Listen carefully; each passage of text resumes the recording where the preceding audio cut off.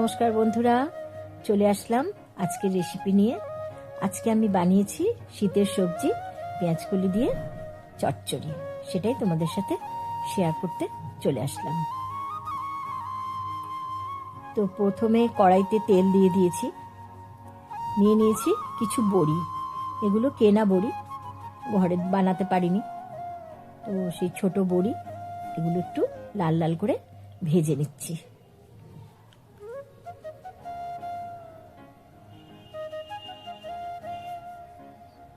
এগুলো ভাজা হয়ে গেছে, এবার আমি বড়িগুলো অন্য একটা পাত্রে তুলে নিচ্ছি। এবার তেলের মধ্যে দিয়ে দিলাম কালো জিরে ফোড়ন। কালো জিরেটা একটু ফুটে উঠেছে, তারপর আমি দিয়ে দিচ্ছি টুকরো করে কেটে রেখেছিলাম আলু। আলুগুলো একটু লাল লাল করে ভেজে নেব।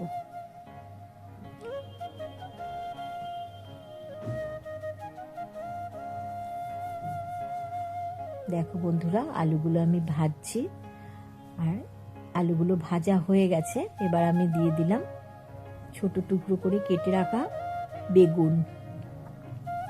বেগুনটা দিয়েও একটু ভালো করে ভেজে নিতে হবে। আলু বেগুন একটু লাল লাল করে আমি ভেজে নিচ্ছি। তারপরে দিয়ে দিলাম ছোট টুকরো করে কেটে রাখা গাজর। গাজর আলু বেগুন তিনটেই খুব ভালো করে ভেজে নিলাম।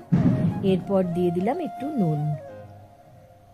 নুনটা ভালো করে মিশিয়ে নিচ্ছি সবজিগুলোর সাথে। হ্যাঁ বন্ধুরা, এখানে আমি শুকনো লঙ্কা ফোড়ন দিতে ভুলে গেছিলাম, তো পরে আমি শুকনো লঙ্কাটা দিয়ে দিয়েছি। এরপর আমি দিয়ে দিচ্ছি কেটে রাখা পেঁয়াজকলি। এগুলো আমি ছোট ছোট করে কেটে ভালো করে ধুয়ে রেখে দিয়েছিলাম। তারপর দিলাম একটু নুন, দিয়ে একটু মিশিয়ে নিচ্ছি।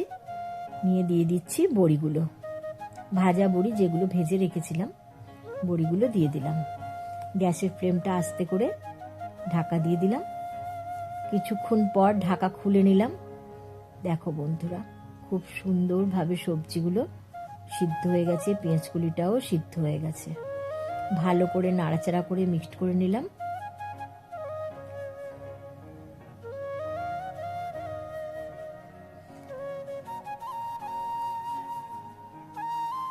এরপর দিয়ে দিলাম একটু হলুদ গুঁড়ো।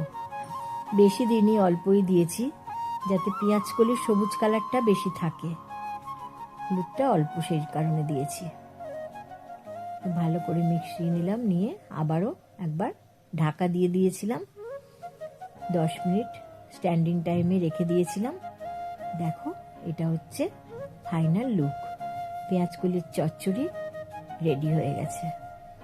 তো বন্ধুরা, তোমরা আমার মতো করে বাড়িতে একটু বানিয়ে দেখো তো, আর কমেন্টে অবশ্যই কিন্তু জানিও যে কেমন হয়েছে খেতে।